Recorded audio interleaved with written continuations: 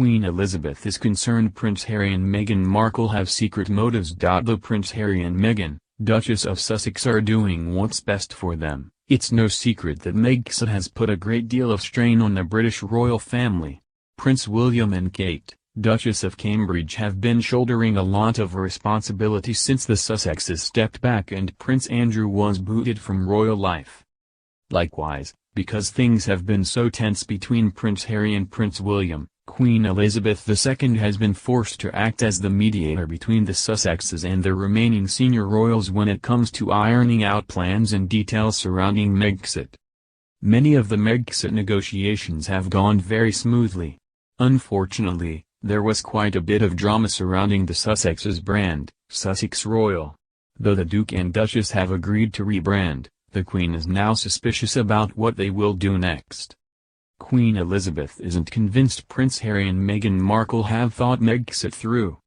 Though she understands their unhappiness and is sensitive to their position, the Queen isn't convinced Megxit wasn't just a rash decision made by the Sussexes in the rush. She has a particular sensitivity to what Harry has been going through because of her closeness to Margaret and seeing the same dramas and tensions played out 2 generations ago, royal biographer Robert Lacey told People. However, for Prince Harry, in particular, leaving behind the life he's always known is going to have a certain amount of trials and tribulations.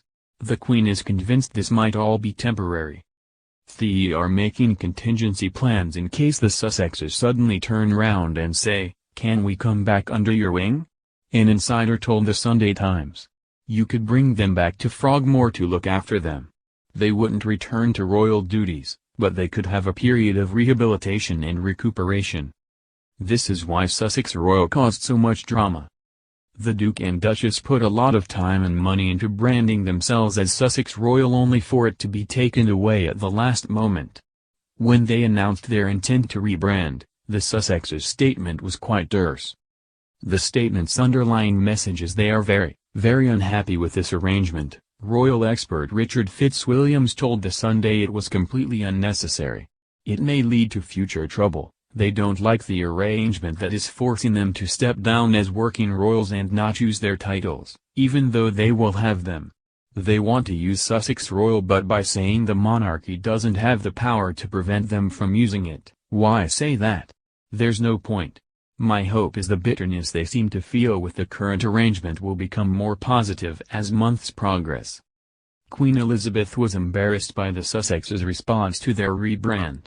She's so disappointed that her own grandchild would heap so much embarrassment on the monarchy and bring all this unwanted attention on his family at the worst possible time, an alleged insider told US Weekly. Queen Elizabeth believes Prince Harry and Meghan Markle have other motives. The Duke and Duchess' response to having Sussex Royal taken away put the Queen on high alert. She is now concerned that the Sussexes have ulterior motives. Putting that 12-month review in place goes to show you that the Queen will be watching them like a hawk, Julie Montague Viscountess Hinchingbrooke said in the Channel 5 documentary, Royals, A Family in Crisis. She will want to see everything that they are doing, what they are making money from and how it is affecting the royal family. So there must be some concern from the Queen about what their intentions are. We will just have to see how this all plays out. Royal rejection. How Harry and Meghan could still be cut off from royal family.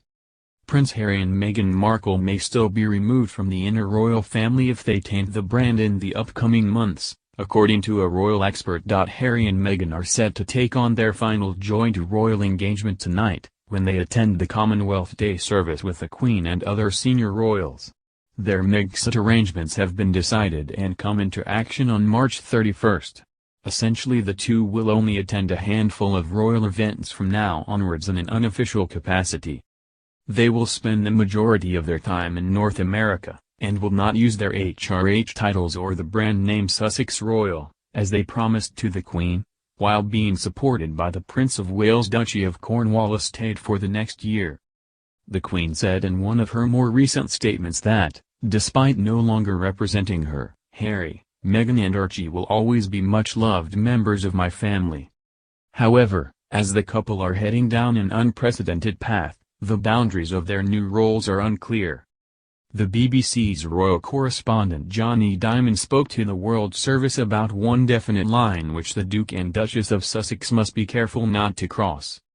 Back in January, he said, they will run up into the conflict of interests that always catches members of the royal family, people in government and people in business. It's just very difficult for them to do something without people exclaiming, "You are exploiting the brand."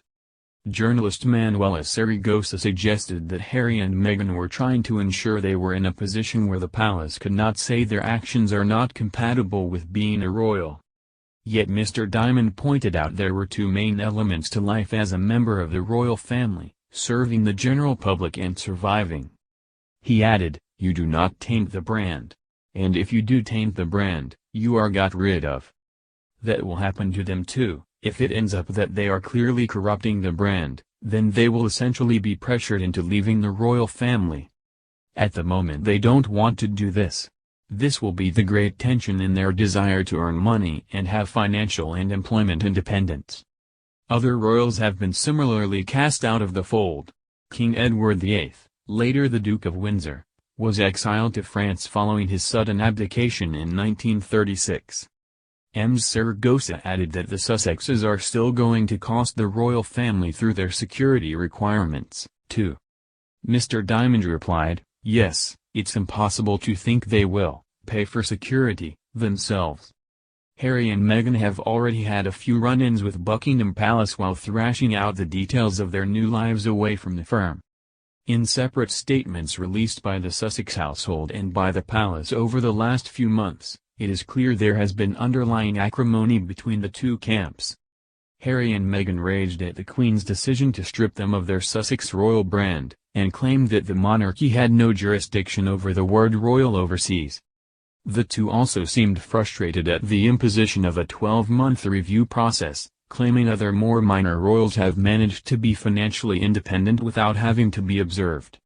However, since the Duke and Duchess of Sussex have returned to the UK for their final engagements, it appears to be water under the bridge. The Queen even invited the couple to church with her over the weekend and reportedly took Harry aside to tell him that he would always be part of the family earlier in the week.